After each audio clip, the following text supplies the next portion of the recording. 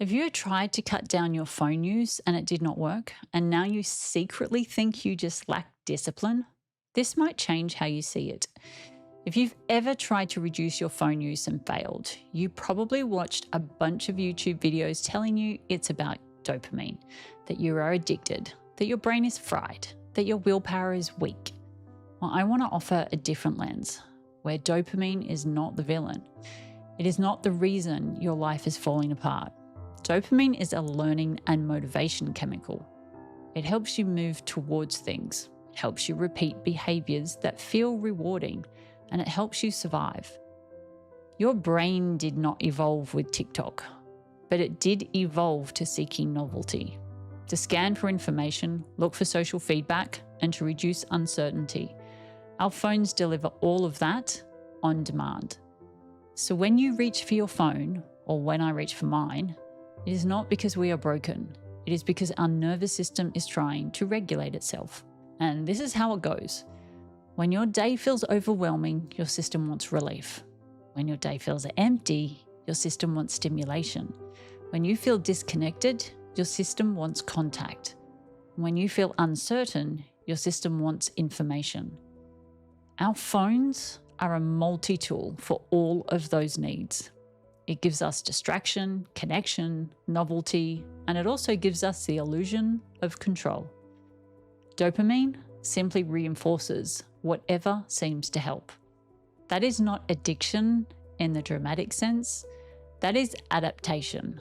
The problem is not dopamine. The problem is volume. Our brains were built for occasional reward, but our phones offer infinite scrolling. Our brains were built for effort followed by payoff, not payoff without effort. Our brains were built for social feedback, not thousands of micro signals per hour. So the issue is not that dopamine exists. The issue is that the environment is engineered to constantly trigger it. And our nervous systems do not know how to deal with that level of accessibility yet. So when we try to just stop, we are not just fighting a habit. We are removing a regulation tool. And that is why it feels uncomfortable. It is not only boredom or a habit. It is our system saying, wait, that was helping me cope, even if it does not help long term. And this is where I think most people go wrong. They think the answer is discipline. You white knuckle it, delete everything, be strict, be better.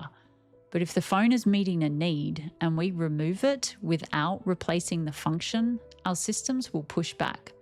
And they push back hard because it does not care about your productivity goals or mine. It cares about safety and regulation.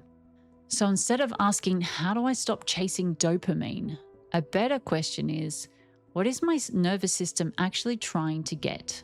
Is it rest, stimulation, connection, numbing, control? Because dopamine is simply amplifying whatever your system is moving toward. It is not the villain in the story. It is obedient. If your day has zero movement, your brain will crave stimulation. If your day has zero meaningful connection, your brain will crave social signals. If your day has unresolved stress, your brain will crave numbing out. And this is not a weakness, it's biology. So here's something that helped me. Instead of demonizing the phone, I started observing the moment before I reached for it. It was not to judge it or punish myself for it. It was simply to notice it. What was I feeling right then? Restless, lonely, avoidant, overwhelmed?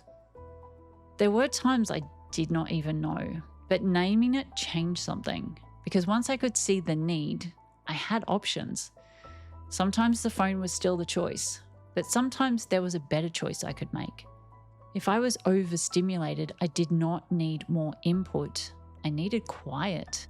If I was lonely, scrolling strangers was not going to fix that. I needed one real conversation with someone I cared about. If I was exhausted, I did not need novelty or entertainment to switch off. I needed actual rest. When I met the need more directly, the pull of the phone softened. It didn't disappear completely, but it did soften. And that is a very different strategy than fighting dopamine. You are not addicted to dopamine. You are using a powerful tool to regulate in an environment that is louder and faster than your nervous system evolved for. Naturally, that feels hard and automatic. And it feels hard to stop. But that does not make you defective. It makes you human within a modern system. The shift for me was this. I stopped trying to eliminate dopamine, and I started changing what triggered it. Movement triggers dopamine, learning triggers dopamine, progress triggers dopamine, real connection triggers dopamine, creative output triggers dopamine. The same chemical, but from a different source. And those sources build stability instead of fragmentation. This is not about never using your phone. It is about understanding what role it is playing. If it is your only source of relief, your system will cling to it. If it is one option among many, then it loses its grip.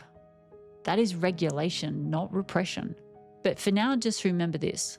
Dopamine is not the enemy. Unmet needs are. And when you start meeting them differently, your brain follows. The real shift happens at the level of attention. And once you see that your attention is being trained, you stop blaming yourself completely. I break that down in the next video, so go watch it now. And if you want personal support applying this, there's a link in the description below for one-on-one sessions with me. Remember to subscribe to this channel. Thanks for watching. Bye for now.